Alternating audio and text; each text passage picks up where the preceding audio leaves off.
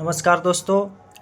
तो दोस्तों आज से हम बायोलॉजी का एक नया भाग को देखेंगे, नया टॉपिक को देखेंगे। ठीक है। आज से इसके पहले क्लास में हमने क्या देखा? तो हमने इसके पहले क्लास में साइटोलॉजी देखा। क्या देखा? साइटोलॉजी। ठीक है। बायोलॉजी में क्या देखा हमने? साइटोलॉजी मतलब क्या होता है? तो कोशिका का अध्ययन, कोशिका विज्ञान को ही क्या कहा जाता है? साइटोलॉजी। तो कोशिका हमने देखा। ठीक है। और हमने हिस्टोलॉजी देखा। क्या देखा? हिस्टोलॉजी। हिस्टोलॉजी का मतलब क्या होता है? तो ऊतक का अध्ययन को हिस्टोलॉजी कहा जाता है। तो ऊतक और कोशिका देखा हमने। ऊतक कोशिका क्या हमने देखा कि हमारा जो शरीर की संरचनात्मक और क्रियात्मक इकाई है, यूनिट है, शरीर जिसके द्वारा बना है और जो काम कर रहा है शरीर, वो किसके आधार पे कर रहा है? तो कोशिका के ही आधार पर। कोशिका में ही जैविक क्रिया होता है, उसी के आधार पे हमारी शरीर जो है काम कर रहा है। ठीक है। हमने ये भी देखा कि जब तक शरीर के अंदर जो कोशिका है, हमारे शरीर जो कोशिका से बना है, वो शरीर तभी तक जिंदा है, हम तभी तक कोई काम कर सकते हैं जब तक कि कोशिका में जो कोशिकीय जो जैविक अभिक्रिया हो रहा है वो होते रहेगा तब तक। ठीक है। फिर उसी कोशिका से हमने ऊतक बनाया और इस ऊतक से हम क्या बनाए? अंग बनता है हमारे शरीर का, फिर शरीर निर्माण हो जाता है। ठीक है। तो इसी ऊतक का एक हमने बताया था आपको संयोजी ऊतक, उसका एक भाग है जिसको रक्त कहा जाता है, जो कि तरल संयोजी ऊतक है। ठीक है। उसको आज हम देखेंगे। तो आज से जो शुरू करेंगे दोस्तों, वो पूरा मानव शारीरिक क्रिया विज्ञान, क्या हमारे जो शारीरिक क्रिया विज्ञान है वो देखेंगे। ठीक है। तो मानव शारीरिक क्रिया, ये अगर जिस दिन ख़त्म हो गया तो आप समझो कि आपका 80% बायोलॉजी क्या हो गया? समाप्त हो गया। तो मानव शारीरिक क्रिया विज्ञान को देखेंगे। इस मानव शारीरिक क्रिया विज्ञान के अंतर्गत क्या क्या हम देखने वाले हैं, सो हम आपको बता देते हैं। पहला तो हम देखेंगे जो आज की क्लास से ही स्टार्ट हो जाएगा दोस्तों, वो है रक्त का परिसंचरण तंत्र। क्या? रक्त का परिसंचरण तंत्र।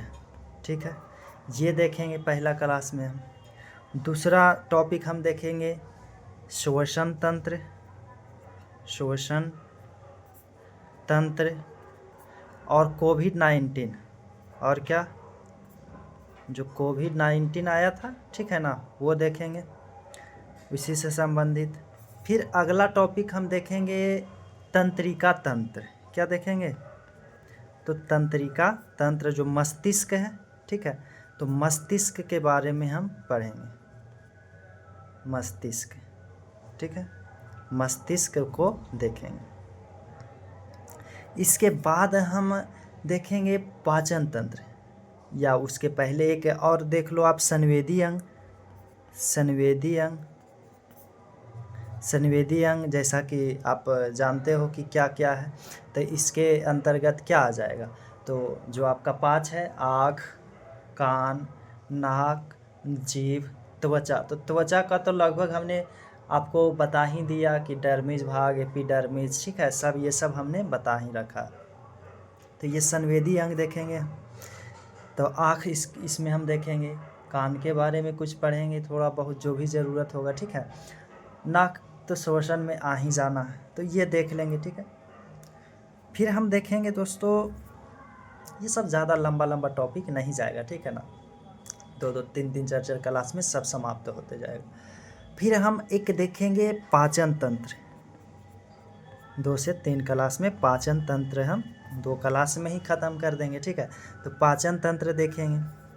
पाचन तंत्र के बाद दोस्तों हम देखेंगे, इसमें आपका पाचन के बाद, पाचन में आप देख लोगे उत्सर्जन भी इसी में हम बता देंगे, परिवहन भी इसी में बता देंगे। ठीक है। इसके बाद हम देख लेंगे आपका कंकाल तंत्र, एक्सक्रेटरी सिस्टम। कंकाल तंत्र। कंकाल तंत्र क्या होता है? तो हमारे जो हड्डियां हैं, हमारे शरीर में कितनी हड्डियां हैं, कैसी कैसी प्रकार की हड्डियां हैं, कौन कौन से हड्डियां हैं, सभी हड्डियों को 206 हड्डियों के नाम हम जानेंगे, कहाँ कहाँ कौन सी हड्डियां हैं। ठीक है, ये सब देख लेंगे, कंकाल तंत्र देखेंगे। ठीक है, फिर इसके बाद हम आपको बताएंगे प्रजनन तंत्र। क्या? मनुष्य में प्रजनन तंत्र,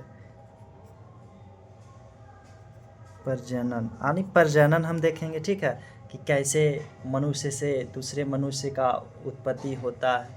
ठीक है, तो वो हम देखेंगे। इसके बाद एक लास्ट इसमें है ग्रंथि और हार्मोन। क्या? ग्रंथि और क्या? हार्मोन। ग्रंथि और हार्मोन, कौन कौन से ग्रंथि है, क्या क्या हार्मोन निकलता है, ये सब हम देखेंगे। तो मानव का जो दोस्तों, मानव का जो क्या आपका होने वाला है, शारीरिक क्रिया, हमारे शरीर में जो क्रिया हो रहा है वो इतनी भागों में बांट करके हम देखेंगे, जिसमें पहला रक्त परिसंचरण तंत्र, दूसरा श्वसन तंत्र और कोविड-19 तंत्रिका तंत्र, मस्तिष्क। ठीक है ना, ये श्वसन, नाक, फेफड़ा बारे, ये सब के बारे में हम देखेंगे। फिर मस्तिष्क के बारे में देखेंगे, कहाँ कौन भाग से क्या कंट्रोल होता है। फिर कुछ संवेदी अंग, आँख, कान, ये सब हमने बताया। पाचन तंत्र, कैसे हमने भोजन खाया उसका पाचन कहाँ कितना होता है। ठीक है, कंकाल तंत्र देखेंगे, हड्डियाँ वगैरह ये सब। प्रजनन देख लेंगे। ठीक है, और फिर ग्रंथि और हार्मोन। इस प्रकार से आपका 80% सिलेबस क्या हो जाएगा बायोलॉजी का, समाप्त हो जाएगा। ठीक है, तो फिर इसके बाद कुछ रोग देखेंगे और कुछ पादप में देखेंगे और समाप्त करेंगे बायोलॉजी को। ठीक है, तो आज का जो क्लास स्टार्ट होने वाला है वो किसका होने वाला है, तो रक्त का परिसंचरण तंत्र। ठीक है, तो आप हेडलाइन इतना पहले लिख लो। ठीक है ना, फिर आप हेडलाइन लगाओ, पहला चैप्टर क्या, रक्त का परिसंचरण तंत्र। क्या? तो रक्त का परिसंचरण तंत्र, रक्त का क्या, परिसंचरण तंत्र। तो सबसे पहले तो इसमें हम आपको सामान्य परिचय देंगे। इसमें आपको रक्त के बारे में पहले बताएंगे। ठीक है, क्या बताएंगे पहले, तो पहले हम इसमें रक्त के बारे में आपको बताएंगे, ब्लड के बारे में। ठीक है, रक्त के बारे में बताएंगे, क्या रक्त है, कितनी प्रकार का है, किसकी संख्या कितनी होती है, किससे क्या बीमारी को रोका जाता है, क्या किया जाता है, ये रक्त के बारे में बताएंगे। किसकी रंग क्या, कैसी कलर। ठीक है, किसमें क्या प्रोटीन, ये विटामिन क्या है, सब कुछ हम देखेंगे रक्त के बारे में। फिर रक्त नलिका के बारे में देखेंगे। जब रक्त जान लेंगे तो क्या देखेंगे, रक्त नलिका, कि रक्त नलिका क्या है, कैसे रक्त प्रवाहित होता है हमारे शरीर में। ठीक है, फिर अंतिम देखेंगे इसमें हृदय, दिल जिसको बोलते हैं, हार्ट, इसको ब्लड वेसल, ब्लड वेसल्स। ठीक है, तो ये देखेंगे। तो सबसे पहला हम क्या स्टार्ट करेंगे, तो रक्त स्टार्ट करेंगे। ठीक है, मानव का परिसंचरण तंत्र में सबसे पहला क्या स्टार्ट करेंगे, रक्त करेंगे। जो मानव का परिसंचरण तंत्र है, इसको पहली बार दोस्तों विलियम हार्वे नामक वैज्ञानिक ने बताया था। किसने बताया था, तो परिसंचरण तंत्र के बारे में, जो परिसंचरण तंत्र है उसको किसने बताया था, विलियम हार्वे। विलियम हार्वे ने बताया रक्त परिसंचरण तंत्र के बारे में। और इन्होंने क्या बताया, इन्होंने बताया कि हमारे शरीर में रक्त जो है प्रवाहित हो रहा है। ठीक है, जिस रक्त के कारण, आप समझो कि रक्त जब प्रवाहित हो रहा है हमारा शरीर में, तो जिस नली से, जिस रास्ता से ये गुजरेगा उसमें घर्षण होगा। घर्षण में कि क्या होगा, क्या होता है कि एक दूसरे से टक्कर, ऐसे इस प्रकार से रगड़ होगा। तो रगड़ होता है जब आप दो हाथ को इस प्रकार से एक साथ, ठंडी के दिन में जब आप घर्षण करते हो इस प्रकार से, तो क्या होता है, तो ऊष्मा उत्पन्न होता है, यहाँ पे हीट हो जाता है, होता है ना। तो ठीक उसी प्रकार से ब्लड प्रवाहित हो रहा है हमारे शरीर में, तो घर्षण से ऊष्मा उत्पन्न हो रहा है हमारे शरीर में। तो इसके कारण हमारे शरीर का एक फिक्स तापमान बना हुआ है, एक नियंत्रित तापमान है। क्या है, एक नियंत्रित तापमान बना हुआ है किसके कारण? तो रक्त परिसंचरण के कारण नियंत्रित तापमान है। वो तापमान कितना है? तो वो तापमान अगर आप देखो डिग्री सेल्सियस में, तो 37 डिग्री सेल्सियस हमारे शरीर का जो नॉर्मल सामान्य तापमान होता है, ठीक है ना, शरीर का जो नॉर्मल तापमान होता है वो कितना होता है? तो वो नॉर्मल जो तापमान होता है वो कितना होता है आपका? तो 37 डिग्री सेल्सियस या फ़ारेनहाइट में आप देखो, किसमें? तो फ़ारेनहाइट में आप देखो तो 98 डिग्री फ़ारेनहाइट होता है। ये नॉर्मल तापमान है शरीर का, है ना। तो शरीर का जो नॉर्मल तापमान होता है वो कितना होता है दोस्तों? तो 37 डिग्री सेल्सियस या 98 डिग्री फ़ारेनहाइट। इससे अगर ज़्यादा बढ़ता है तो हमें बुखार, ठीक है ना, बुखार उसको बोला जाता है कि बुखार आ जाता है, ठीक है। कमता है फिर भी दिक्कत है, ठीक है। तो ये हमारे शरीर का नॉर्मल तापमान बना है किसके कारण? तो रक्त का परिसंचरण के कारण। अर्थात विलियम हार्वे जी ने क्या कहा? इन्होंने कहा कि हमारे शरीर का तापमान तभी तक इतना बना है जब तक कि हमारे शरीर में रक्त का क्या हो रहा है? प्रवाह हो रहा है। रक्त का क्या हो रहा है? परिसंचरण हो रहा है। जैसे ही रक्त का परिसंचरण रुक जाएगा ना, तो घर्षण होना क्या हो जाएगा? बंद हो जाएगा। तो जब घर्षण होना बंद हो जाएगा तो शरीर क्या होने लगेगा? ठंडा होने लगेगा। क्या होने लगेगा? तो ठंडा होने लगेगा। तो शरीर जो होता है ठंडी पड़ जाती है कब? जब रक्त का परिसंचरण रुक जाता है, अर्थात व्यक्ति की धड़कनें रुक जाती है। जब व्यक्ति का मृत्यु होता है तो देखना क्या होता है कि कहता है कि उसका हाथ पांव क्या हो गया है? तो ठंडा पड़ गया है, ठंडा हो गया। क्यों हो जाता है? क्योंकि रक्त का प्रवाह रुक जाता है। तो जब रक्त घर्षण नहीं होगा तो शरीर क्या होगा? ठंडा पड़ ही जाना है, ठीक है। तो इस कारण से शरीर ठंडा पड़ता है। किसके कारण से? क्योंकि उसमें रक्त का परिसंचरण रुक जाता है, घर्षण ना होता है तो ऊष्मा उत्पन्न नहीं हो पाता है, ठीक है। तो हमने और आपने अभी क्या सीखा? पहला तो हमने सीखा कि रक्त का क्या देखेंगे? रक्त पढ़ेंगे, फिर रक्त नलिका, फिर हृदय पढ़ेंगे। रक्त का जो परिसंचरण तंत्र बताए हैं, परिसंचरण की रक्त का आवागमन इस प्रकार से होता है, विलियम हार्वे ने बताया। जो उन्होंने बताया कि जब तभी तक रक्त हमारे शरीर का तापमान जो है नॉर्मल तापमान, सामान्य तापमान जो है कितना बना है? तो यहाँ पे आप लिख दो सामान्य तापमान 37 डिग्री सेल्सियस या फ़ारेनहाइट में बोले तो 98 डिग्री फ़ारेनहाइट तभी तक बना है जब तक कि हमारे शरीर में रक्त का प्रवाह हो रहा है, रक्त का परिसंचरण हो रहा है। अब आप देखो दोस्तों, रक्त क्या होता है वो तो हमने इंट्रोडक्शन बताया। तो हमने कहा कि सबसे पहले हम क्या देखेंगे? रक्त या ब्लड, ठीक है, रक्त या ब्लड। एक छोटे छोटे टॉपिक में हम ये चैप्टर को क्या करेंगे? समाप्त करेंगे, ठीक है। तो ज़्यादा लंबा लंबा क्लास हम नहीं लेंगे। आज इंट्रोडक्शन मतलब थोड़ा था तो स्टार्टिंग में 10 मिनट इसमें लग गया, तो वो 10 मिनट एक्स्ट्रा जाएगा। ऐसे हम 40 मिनट, 45 मिनट, 35 मिनट ऐसे इसका क्लास लेते चलेंगे, ठीक है। तो आज भी कोशिश करेंगे कि जितना ही जल्द हो ये टॉपिक को मतलब कि छोटे भाग में बना के समाप्त करें। रक्त के बारे में पहले आप जानो, ठीक है, कि रक्त क्या है।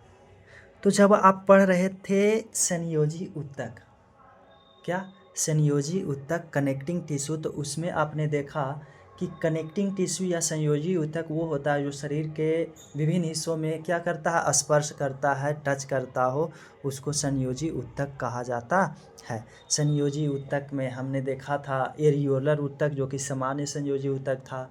हमने उसमें देखा था दोस्तों क्या? तो तरल संयोजी ऊतक जो कि रक्त और लसिका था। तो रक्त जो है तरल संयोजी ऊतक है। कैसा ऊतक है? तरल। ये शरीर के किस भाग को भला नहीं स्पर्श करेगा आप बताओ? तो तरल संयोजी ऊतक है, ठीक है ना। तरल मतलब लिक्विड फॉर्म में है, द्रवित अवस्था में है रक्त, ठीक है। तो तरल संयोजी ऊतक है जो कि शरीर के विभिन्न भागों को स्पर्श करता हो, टच करता है, ठीक है दोस्तों। रक्त जो होता है एक तरल संयोजी ऊतक होता है, ठीक है। ये समझो आप किस चीज़ का बना होता है, ये समझो कि ये रक्त है, ठीक है। तो ये कोशिका से बना होता है और कोशिकाओं के बीच खाली स्थान होता है। 3 प्रकार के कोशिका, कितनी कोशिका? 3 कोशिका। एक तो होता है आरबीसी और एक होता है डब्ल्यूबीसी और एक होता है प्लेटलेट्स। क्या? प्लेटलेट्स। ये 3 कोशिका रहता है इसमें। मान लो कि ये है आपका आरबीसी, ठीक है, ये आपका है डब्ल्यूबीसी और यहाँ पे है आपका क्या? प्लेटलेट्स। तो इसके बीच में खाली स्थान भी पाया जाता है। क्या पाया जाता है? ये तीनों कोशिका के बीच में खाली स्थान पाया जाता है, जिसको क्या कहा जाएगा? कोशिका के अंदर जो खाली स्थान है तो अंतर कोशिकीय स्थान, अंतर कोशिकीय स्थान। तो ये अंतर कोशिकीय स्थान को कहा जाता है दोस्तों रक्त प्लाज्मा। क्या कहा जाता है? रक्त प्लाज्मा। जो कोशिका के बीच में डब्ल्यूबीसी, आरबीसी और प्लेटलेट्स, ये तीनों के बीच में जो खाली स्थान रहता है उस खाली स्थान को क्या कहा जाता है? रक्त प्लाज्मा कहा जाता है। क्या कहा जाता है? रक्त प्लाज्मा। खाली स्थान को मैट्रिक्स कहा जाता है। खाली स्थान को मैट्रिक्स, उसी मैट्रिक्स में क्या रहता है? रक्त प्लाज्मा रहता है। ये जो खाली स्थान है उसको मैट्रिक्स कहा जाता है, ठीक है। क्या कहा जाता है? तो ये मैट्रिक्स है, ठीक है। इसी मैट्रिक्स में क्या भरा रहता है? रक्त प्लाज्मा भरा रहता है, जो आगे हम पढ़ेंगे। तो हमारी जो ब्लड है वो मैट्रिक्स प्लस, कहने का मतलब रक्त प्लाज्मा, ब्लड जो है रक्त प्लाज्मा, अब बोले तो मैट्रिक्स, मैट्रिक्स प्लस किससे बना है? प्लस कोशिका से बना है। कौन सा कोशिका से? तो 3 प्रकार की कोशिका, आरबीसी, डब्ल्यूबीसी और प्लेटलेट्स, प्लेटलेट्स। तो अब हम देखेंगे मैट्रिक्स जो कि रक्त प्लाज्मा है उसके बारे में, और किसके बारे में? ये जो रक्त कोशिका है, रक्त क्या है? कणिका आप कह सकते हो, रक्त कोशिका कह सकते हो, क्या कह सकते हो? रक्त कोशिका। ये तीनों के बारे में हम देखेंगे, ठीक है। तो क्या हुआ? रक्त। तो रक्त जो है एक प्रकार का तरल, रक्त एक प्रकार का क्या है? तरल संयोजी ऊतक है, जो कि मैट्रिक्स, कहने का मतलब जो खाली स्थान है, और रक्त कोशिका से मिलकर बना होता है, ठीक है। तो मैट्रिक्स किसको कहा जाता है? आप समझ में आया कि ये जो कोशिका 3 प्रकार का है, डब्ल्यूबीसी, आरबीसी और प्लेटलेट्स, इसके बीच में जो खाली स्थान होता है उसको मैट्रिक्स, जिसमें रक्त प्लाज्मा भरा हुआ रहता है। रक्त प्लाज्मा क्या है आगे हम देखेंगे, ठीक है। तो ये रक्त होता है। आप समझो अब आगे कि रक्त प्लाज्मा जो है, सॉरी, ये रक्त जो है दोस्तों, रक्त का काम क्या? इसका कार्य है। तो इसका कार्य है ना, रक्त का जो मुख्य कार्य है, इसका मुख्य कार्य जो मेन कार्य है वो ऑक्सीजन को, किसको? ऑक्सीजन को ढोना। क्या करना? ऑक्सीजन को ढोना। ढोने को परिवहन भी कहा जाता है। नहीं, परिवहन जैसे गाड़ी है तो वो क्या कर रहा है? परिवहन कर रहा है, व्यक्तियों को, यात्रियों को एक स्थान से दूसरे स्थान तक लेकर जाता है, तो उसी को परिवहन कहा जाता है। तो रक्त भी ऑक्सीजन को एक स्थान से दूसरे स्थान तक लेकर जाता है। और साथ साथ में ऊर्जा के रूप में, ऊर्जा के रूप में ग्लूकोज को शामिल करना। किसको शामिल करना? ग्लूकोज, जो हम ऊर्जा के खाना खाते हैं उससे ग्लूकोज को शामिल करके विभिन्न कोशिकाओं तक पहुंचाना, ग्लूकोज को शामिल करना, ठीक है। ये किसका काम है? तो ये रक्त का काम है। किसका काम है दोस्तों? रक्त का कार्य क्या हो गया कि ऑक्सीजन को ढोना, और किसको? तो ऑक्सीजन कहाँ से ढोता है? तो फेफड़ा से, जो हम सांस लेते हैं फेफड़ा में जाता है, तो उस फेफड़ा से ऑक्सीजन को लेकर शरीर के विभिन्न हिस्सों तक रक्त पहुंचाने का काम करता है, और ग्लूकोज को भी क्या करता है? ढोता है, ग्लूकोज को ऊर्जा के रूप में शामिल करता है, ठीक है। रक्त का अगर प्रकार देखें, ये समझो कि ये रक्त है, ठीक है ना, ब्लड है। तो हमने कहा कि रक्त 2 प्रकार से बना होता है। तो एक तो क्या होता है? रक्त प्लाज्मा होता है।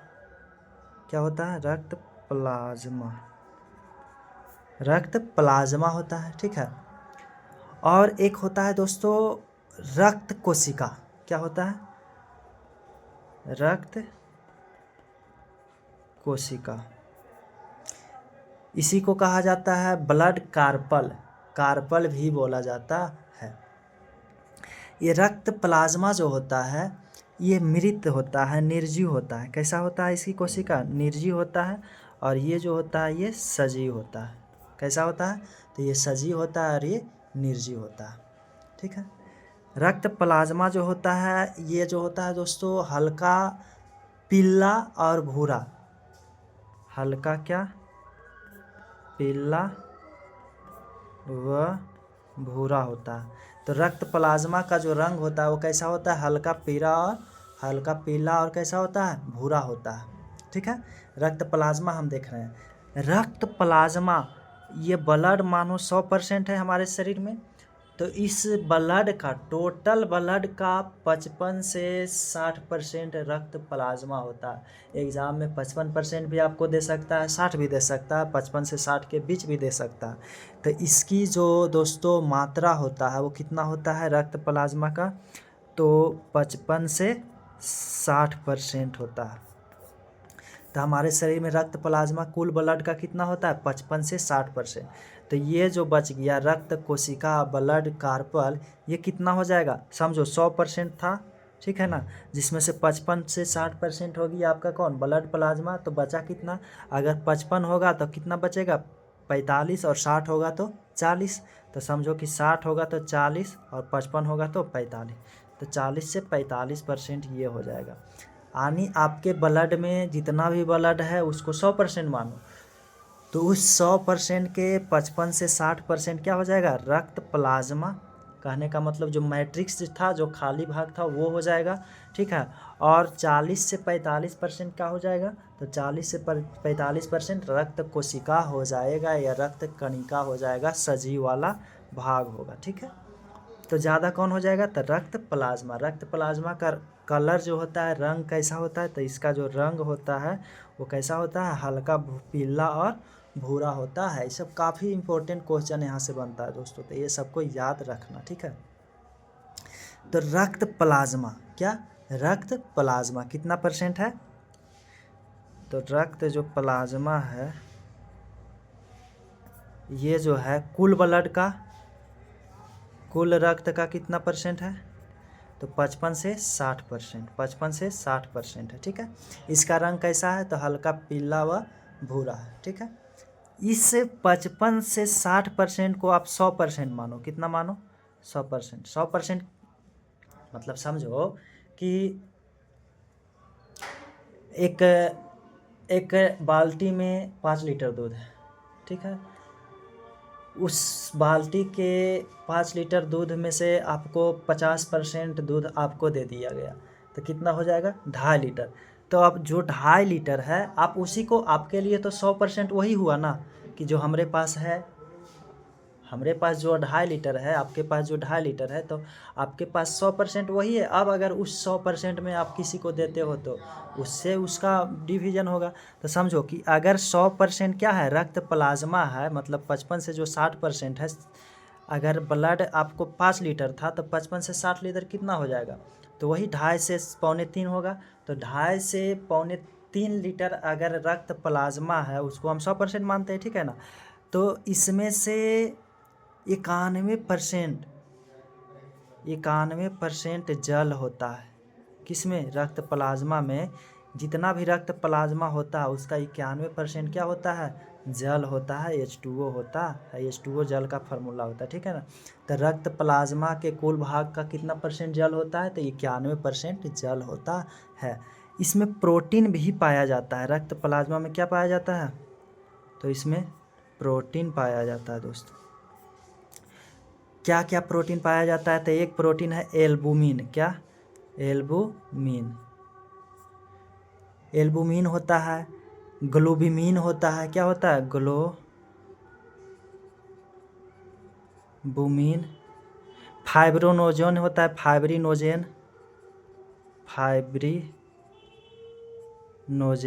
ये फाइब्रिनोजेन जो है वो ब्लड को थक्का बनने में मदद करता है। ब्लड का थक्का बनना क्या होता है आगे के क्लास में बताएंगे। ठीक है ना। तो प्रोटीन जो होता है आप समझो 91% तो जल हो गया, तो प्रोटीन 7 से 8% होता है। कितना? 7 से 8%। तो अब कितना हो गया? तो 91 और 7 से 8 कितना हो जाएगा आपके, आप 8 मानो तो 99 हो जाएगा, ठीक है। तो 98 से 99% हो गया, अब 1% बचा। तो 1% जो होता है वो कार्बनिक और अकार्बनिक पदार्थ होता है, ठीक है। तो आपने क्या समझा, आपने समझा कि रक्त जो है ये दो भाग इसका, एक तो क्या है प्लाज्मा है, प्लाज्मा, और दूसरा क्या है तो रक्त कणिका या रक्त कोशिका, ठीक है ना। रक्त कणिका जो कि कैसा है, ये सजीव है, और ये कैसा है तो ये निर्जीव है, ठीक है, ये निर्जीव है।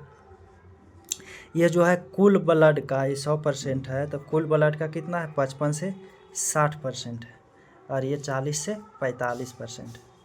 ये आपने समझा।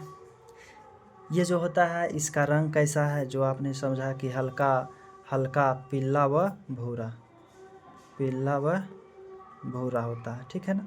ये आपने समझा।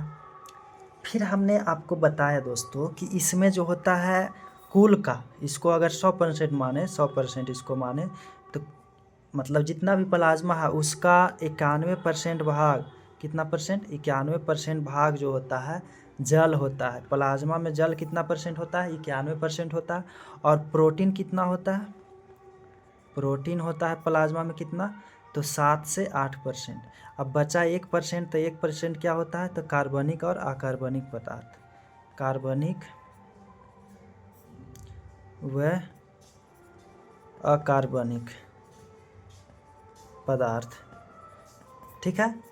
कितना परसेंट होता है 1%। ये कार्बनिक और अकार्बनिक में क्या होता है, जैसे आप मान लो इसमें ग्लूकोज हो गया, ये ग्लूकोज क्या हो गया कार्बनिक, जिसमें कार्बन पाया जाता है उसको कार्बनिक। तो आप समझो ग्लूकोज का फार्मूला C6H12O6 होता है, तो कार्बन है ना इसमें, तो ये कार्बनिक हो जाएगा। तो ग्लूकोज हो गया आपका, ठीक है ना। वसा होता है, वसा में भी कार्बन हाइड्रोजन नाइट्रोजन इससे मिलकर बना होता है, तो वसा होता है, ठीक है। विटामिन होता है, विटामिन भी कार्बन नाइट्रोजन ये सब से बना होता है, हाइड्रोजन, तो विटामिन होता है, ठीक है। साथ साथ में कैल्शियम होता है, किसमें, तो कैल्शियम क्या हो जाएगा अकार्बनिक, क्योंकि कैल्शियम में तो ये आपका कार्बन नहीं है, तो अकार्बनिक और कार्बनिक दोनों होता है। लोहा भी इसमें पाया जाता है। तो 1% जो हो गया प्लाज्मा का, उसमें क्या हो गया कार्बनिक और अकार्बनिक पदार्थ है। आप केवल इतना ही याद रखना इससे, ठीक है। तो रक्त प्लाज्मा में आपको क्या क्या देखना है, तो रक्त प्लाज्मा कुल ब्लड का कितना परसेंट है 55 से 60%। अगर जितना भी रक्त प्लाज्मा उसका 91% भाग जल होता है, 7 से 8% प्रोटीन, प्रोटीन के रूप में हमने आपको बताया 2-3 प्रोटीन का नाम हमने बताया आपको, ठीक। ग्लोबिलिन होता है, फाइब्रिनोजिन होता है, ठीक है। इसमें एंटीबॉडी पाया जाता है। एंटीबॉडी क्या होता है, एंटीबॉडी मतलब क्या होता है, तो कोई भी मतलब प्रतिरक्षा प्रणाली, हमारे शरीर में कोई बीमारी होता है उसको समाप्त करने के लिए एंटीबॉडी का निर्माण करता है, ठीक है। तो ये पाया जाता है दोस्तों। ये रक्त की आपका प्लाज्मा की कहानी रहा। अब आपको कहानी स्टार्ट करना है किसको, ये रक्त कणिका का, क्या रक्त कणिका, रक्त कोशिका या किसको, तो ब्लड कार्पल का, ठीक है। तो ये अब देखते हैं रक्त कणिका, इसको हमने पूरे डिटेल में देख लिया, ठीक है, इतना ही इसमें था, ठीक है। अब देखते हैं रक्त कणिका, रक्त कणिका, ठीक है। तो पहला तो आप समझो कि ये सजीव वाला भाग है, कैसा भाग है, सजीव वाला भाग है। ये जो रक्त कणिका है, ठीक है, रक्त कणिका, इसका निर्माण कहाँ होता है, तो ये जो रक्त कणिका है ना, इसका निर्माण आप समझो कि आप हड्डी को देखे हो, हड्डी कुछ इस प्रकार से हड्डी होता है, ठीक है। ये आप समझो कि ये हड्डी है, ठीक है। तो ये हड्डी है, तो हड्डी के अंदर में आप कभी मांस खाए हो, मांस खाए हो तो जब हड्डी को चबाओगे, अरे मुर्गा जो होता है उसका लेग पीस होता है, तो हड्डियाँ जो उसमें है उसके अंदर में कुछ क्या होता है कि रेशेदार संरचना, कुछ जालीनुमा संरचना पाया जाता है, ठीक है, इस हड्डी के अंदर में। तो इसमें जालीनुमा कुछ संरचना होता है। तो नीचे वाला भाग जो होता है, ये वाला भाग ये पीला होता है और ये रेड होता है, तो लाल और कैसा पीला होता है। तो ये लाल है आपका, ठीक है, तो लाल है और पीला है, ठीक है। तो लाल और पीला, इसको कहा जाता है बोन मैरो। क्या कहा जाता है? Bone marrow. बोन मतलब हड्डी, और मैरो मतलब ये जो जालीनुमा संरचना है उसको बोला गया। इसी को हिंदी में अस्थि मज्जा भी कहा जाता है। क्या बोला जाता है? अस्थि मज्जा। मज़ा वही मतलब कि जो जालीनुमा मज़ा आता है खाने में, ठीक है ना।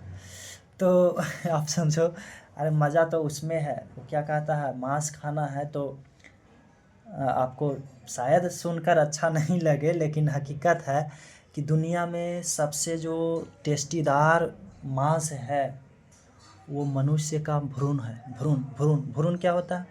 तो जब मादा और मेल और फीमेल जो दोनों का, मेल का स्पर्म और उसका क्या अंडा दोनों मिलता है, और दोनों में और मिल कर के विकास होता है, फिर बच्चा बनता है भ्रूण से ही। तो वो जो 2-3 महीना का भ्रूण तैयार होता है कहाँ पे? मादा का क्या अमाशय में, मादा का कहाँ पे? क्या कहता है उसको, यूट्रस में, तो गर्भाशय में, ठीक है। तो वो गर्भाशय में, गर्भ में जो होता है 3 महीना तक, तो वो वाला मांस खाने में सबसे मतलब कि टेस्टीदार होता है, ठीक है। ये सब मैं मतलब पढ़े हैं हम, तब बता रहे हैं, हम खाए न तो वैसा इच्छा हम रखते हैं, ठीक है। तो अब देखो, तो रक्त कणिका जो होता है ये सजीव है। तो ये लाल और कैसा रंग में होता है? पीला होता है। तो लाल और कैसा है दोस्तों? तो ये लाल और पीला है। कौन सा? बोन मैरो, या इसी को क्या कहा गया है? अस्थि मज्जा।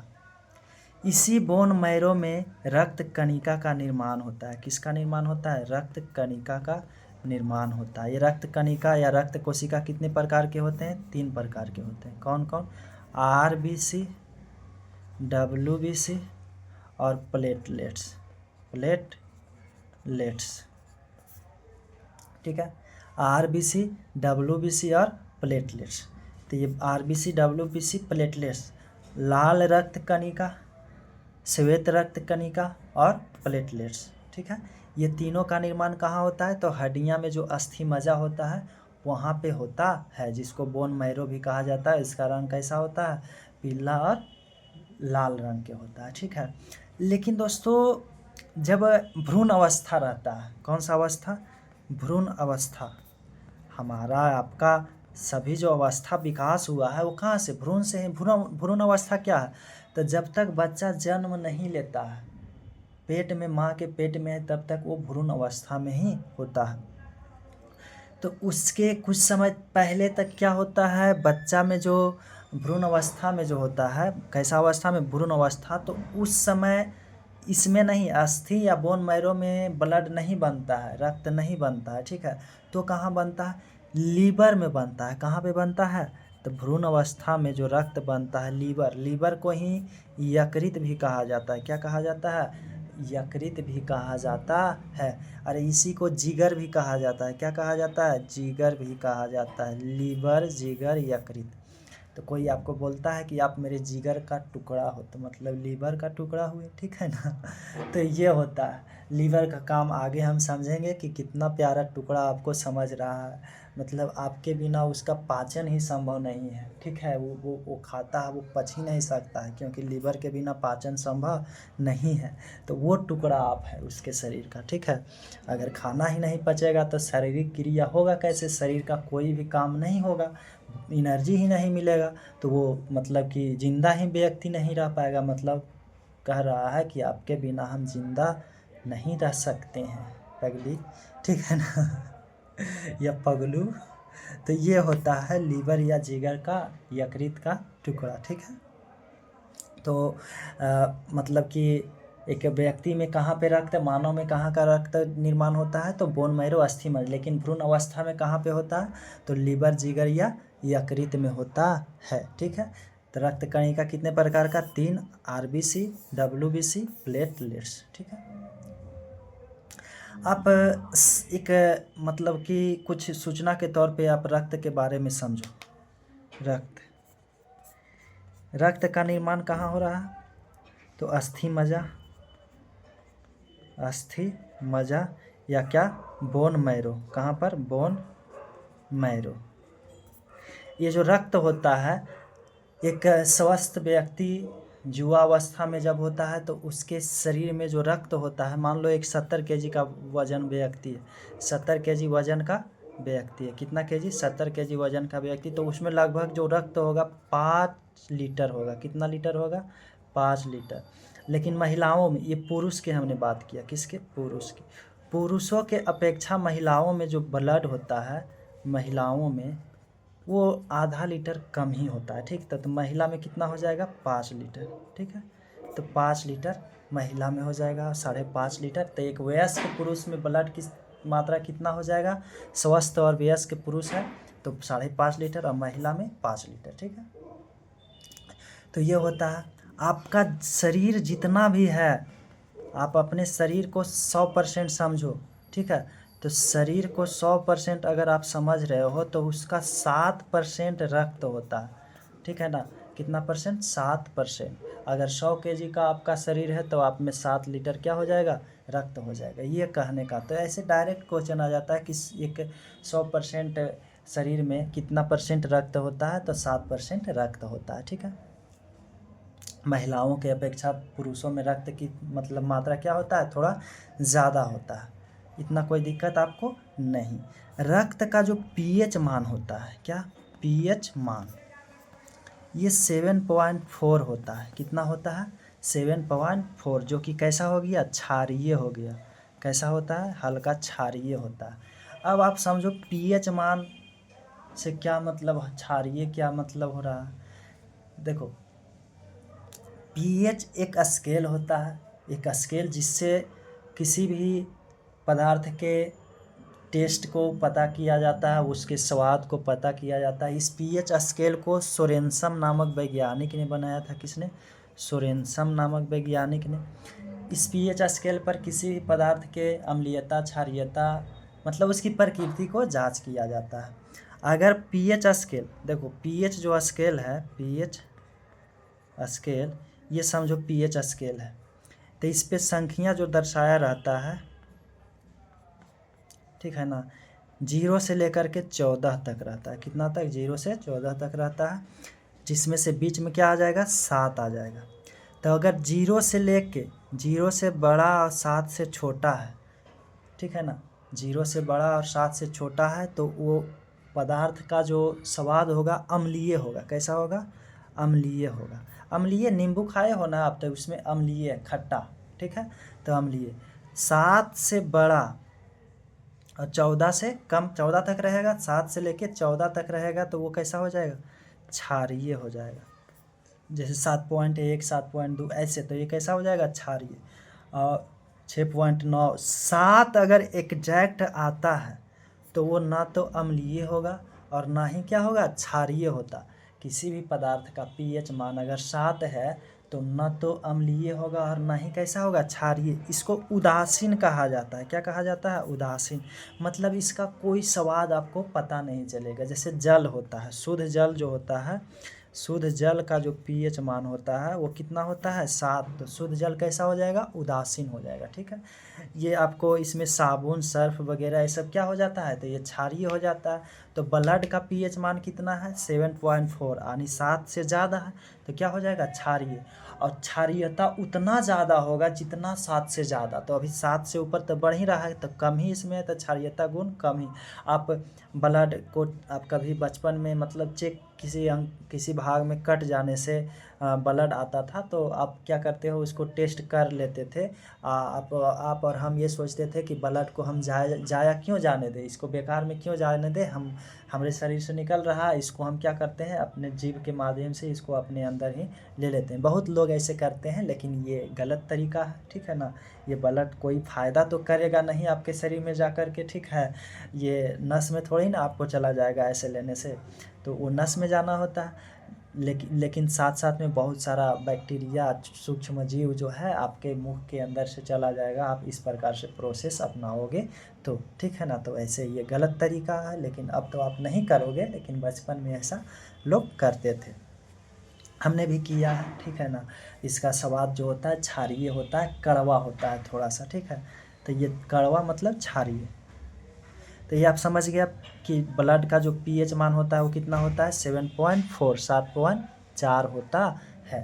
ठीक है, तो ये ब्लड को लेकर कुछ प्रमुख आपको ये तथ्य था, कुछ जानकारी था दोस्तों जो हमने आपको दिया। कल से हम देखेंगे आरबीसी एक क्लास में, अगले क्लास में डब्ल्यूबीसी, फिर प्लेटलेट्स, कुछ बीमारी ये देखते जाएंगे और हम क्या करेंगे फिर हृदय की ओर देखेंगे, ब्लड ग्रुप, ये सब देखते हुए इस चैप्टर को समाप्त करेंगे। तो आज हमने क्या देखा दोस्तों, आज हमने बहुत कुछ तो नहीं देखा, लेकिन हमने देखा कि रक्त जो है ये कैसा ऊतक है, तो तरल संयोजी ऊतक है। तरल क्या है, ये तरल संयोजी ऊतक है, ठीक है ना, तरल संयोजी ऊतक है। रक्त का जो अध्ययन, ब्लड का जो अध्ययन होता है उसको क्या कहा जाता है, हीमेटोलॉजी कहलाता है। क्या कहलाता है, रक्त का अध्ययन क्या कहलाता है, हीमेटोलॉजी कहलाता है, ठीक है। ये हमने देखा। हमने कहा कि विलियम हार्वे ने रक्त का परिवहन तंत्र, परिसंचरण तंत्र के बारे में विलियम हार्वे ने बताया था। इन्होंने कहा तभी तक शरीर का एक नॉर्मल तापमान बना हुआ है जब तक कि इसमें रक्त प्रवाहित हो रहा है, ठीक है, नहीं तो फिर ठंडा पड़ जाएगा शरीर, ठीक है। ये हमने देखा। फिर हमने रक्त को परिभाषित किया कि रक्त जो है मैट्रिक्स यानी खाली स्थान, जो कि क्या होता है प्लाज्मा, और किससे बना हुआ है, तो रक्त कणिका से बना है। फिर हमने कहा रक्त के दो भाग में बांटा, एक तो प्लाज्मा, दो चीज़ से बना है तो दो भाग में बांटेंगे, ठीक है ना, एक तो प्लाज्मा और दूसरा हमने क्या बांटा, तो रक्त कणिका, ठीक है। तो रक्त कणिका बांटा हमने। रक्त प्लाज्मा में हमने क्या देखा, रक्त प्लाज्मा में देखा कि अगर 100% रक्त है, कितना परसेंट रक्त है, 100% रक्त है, तो इसका जो है 55 से 60% रक्त क्या हो जाएगा, प्लाज्मा हो जाएगा। क्या हो जाएगा, रक्त प्लाज्मा जो होता है दोस्तों ये निर्जीव होता है। क्या होता है, तो रक्त प्लाज्मा निर्जीव होता है, ठीक है। ये निर्जीव होता है, 55 से 60% होता है, 55 से 60%। इसका रंग हमने देखा कि इसका रंग जो होता है वो कैसा होता है, तो पीला हल्का क्या हो जाता है, तो पीला व हल्का भूरा होता है, पीला हल्का भूरा होता है, ठीक है। इसमें जो होता है हमने कहा कि 91% जितना भी ये रक्त प्लाज्मा है उसका 91% इसमें जल पाया जाता है, 7 से 8% क्या होता है, 7 से 8% प्रोटीन पाया जाता है, ठीक है, 7 से 8% प्रोटीन पाया जाता है, जिसमें हमने बताया था ग्लोबुलिन होता है, फाइब्रिनोजिन होता है, ये सब प्रोटीन पाया जाता है। 1% जो होता है इसमें कार्बनिक और अकार्बनिक पदार्थ पाया जाता है। इसका रंग जो होता है पीला व भूरा होता है। प्रोटीन पाया जाता है 7 से 8%, 1% कार्बनिक अकार्बनिक पदार्थ पाया जाए जैसे ग्लूकोज, वसा वगैरह, ये सब फेरस होता है, लोहा जिसको कहा जाता है, ठीक है ना, तो लोहा पाया जाता है इसमें, लौहता थी, ठीक है। तो ये होता है ब्लड प्लाज्मा जो कि निर्जीव वाला भाग होता है, ठीक है। ये जो है रक्त कणिका, फिर हमने बताया कि ये जो है 40 से 45% होता है। कितना होता है, 40 से 45% होता है, ठीक है। ये जो होता है सजीव वाला भाग होता है। ये क्या होता है, सजीव वाला भाग है, सजीव है, ठीक है, ये हमने बताया। फिर हमने कहा रक्त कणिका, इसका जो निर्माण होता है वो कहाँ पर होता है, तो इसका निर्माण जो होता है अस्थि मज्जा में होता है, अस्थि मज्जा बोन मैरो में, जो कि बच्चों में जो होता है, बच्चों में नहीं, भ्रूण अवस्था जब रहता है, माँ के पेट में रहता है, तब तक उसमें कहाँ पर, लिवर, जिगर, यकृत में इसका निर्माण होता है। लेकिन जैसे ही जन्म लेता है कहाँ होने लगता है, तो वो होने लगता है दोस्तों बोन मैरो, अस्थि मज्जा में इसका निर्माण होने लगता है। इसको 3 भाग में डब्ल्यूबीसी, आरबीसी और प्लेटलेट्स में हमने बांटा, ठीक है। तो ये हमने देखा दोस्तों। फिर हमने कहा कि अगर 70 kg शरीर है तो उसमें 5.5 लीटर क्या होगा, ब्लड होगा, लेकिन मेल में, लेकिन फीमेल में तुलनात्मक कम होता है, 5 लीटर होता है, ठीक है। आप सुनते होंगे कि किसी को ऑपरेशन वगैरह होता है, कहता है 1 यूनिट ब्लड लिया, कितना यूनिट, 1 यूनिट, तो 1 यूनिट बराबर 450 ml होता है। कितना ml होता है, 450 ml, तो 1 यूनिट बराबर कितना होता है, 1 यूनिट रक्त बराबर कितना ml हो जाएगा, 450 ml, यानी 500 ml से आधा लीटर से 50 ml कम हो जाएगा, ठीक है। तो ये होता है रक्त का pH मान। हमने बताया कि रक्त का pH जो मान होता है वो कितना होता है, 7.4 होता है, जो कि कैसा है, हल्का क्षारीय है। तो ये कैसा हो गया, क्षारीय आपका ये हो गया, ठीक है। तो ये रहा दोस्तों रक्त का आज के क्लास में जो हमने बताया उसका एक क्विक रिवीजन। फिर अगला क्लास में हम क्या देखेंगे, आरबीसी देखेंगे, ठीक है। तो आज के लिए इतना ही, धन्यवाद दोस्तों।